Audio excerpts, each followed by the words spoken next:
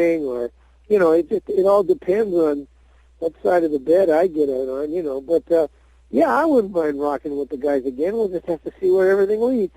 Yeah, and you bring up the touring with Gil specifically, but I think, from our side of the stage, Rik, it's always such a big deal. We're going to see Triumph. It's a big party type event for us, and that's what a concert is. And certainly you guys love performing. I mean, it shows in your live performances, and certainly shows in the DVD that was just released.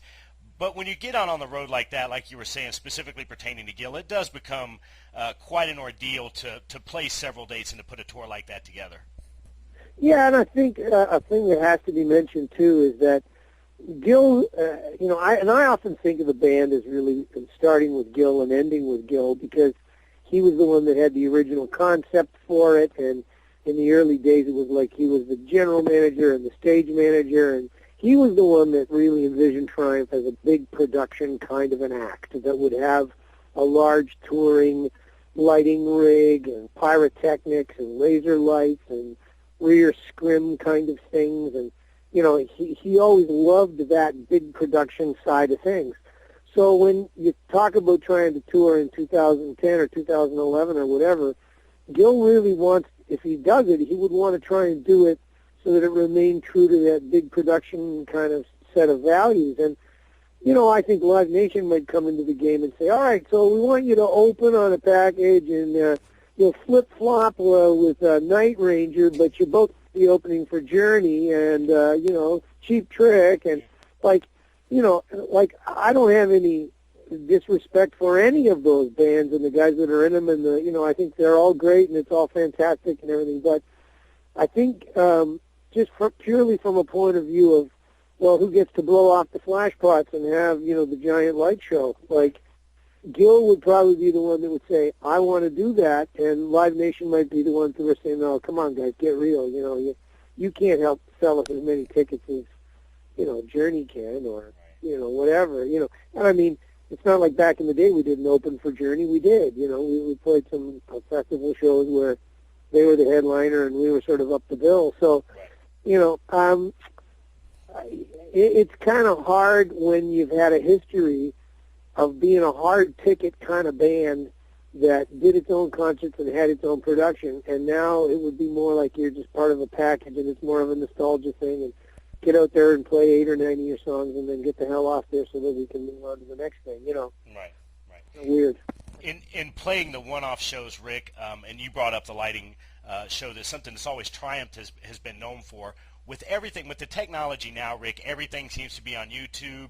There's no secrets anymore. It seems like a lot of the, some of the sacred energy that used to come off of going to a show or being at a certain show that was a big event has kind of gone away.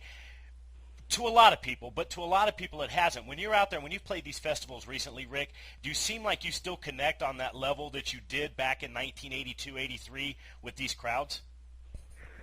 Oh, it feels real enough for me, but I mean, I think part of it is what kind of a spirit have you got inside you, and I've always just felt myself to be a musician, a player, a singer and a songwriter and a guitar player, and I never really pushed myself too far out beyond that definition, I guess performer implies a little bit more show business, a little bit more theatricality, and certainly I do think of myself in that way. But, I don't really think of myself as a show business kind of character, and I would think, say, if you had Gene Simmons, talking to you, he would say, no, absolutely, that's how I picture myself. That's how I think of myself, larger than life, A guy like Mick Jagger probably thinks of himself as a larger-than-life kind of a performer.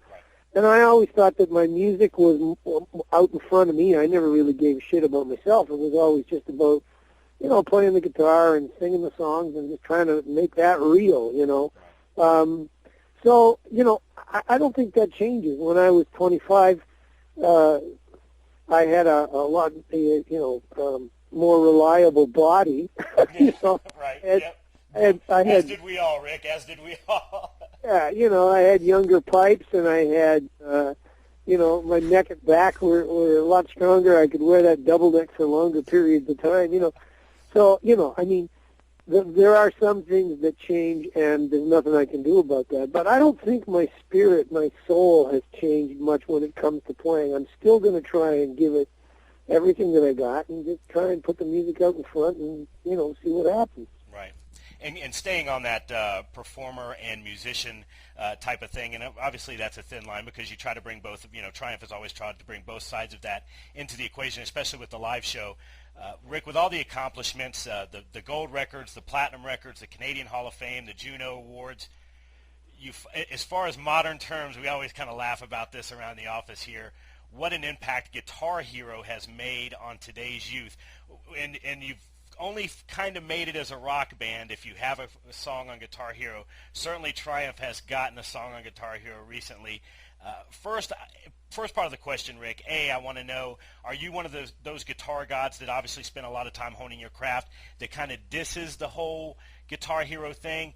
And B, part of the question, are you ready for a whole horde of 11 to 16-year-old kids that are rediscovering Triumph through a video game? Okay, so part A, I try not to sound like the old stuffy curmudgeon, old fart kind of musician type guy. We call them traditionalists around here, Rik. We're the same way. I call them old farts, but whatever. When I was a kid and I was learning how to play guitar, there were guys that were around that had come out of the big band era, and they were jazz dudes, and they thought, Elvis and the Beatles had ruined everything, And I think progress is going to happen, change is going to happen, and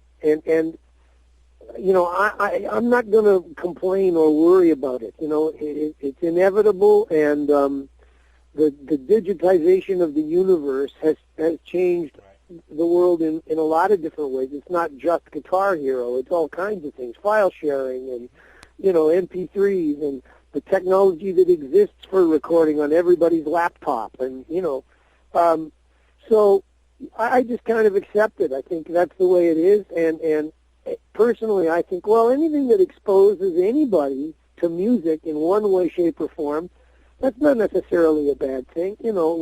Now, does it get some people heading off on the wrong tangent and thinking about music in the wrong way? Well, sure, but that's always happened anyways, too.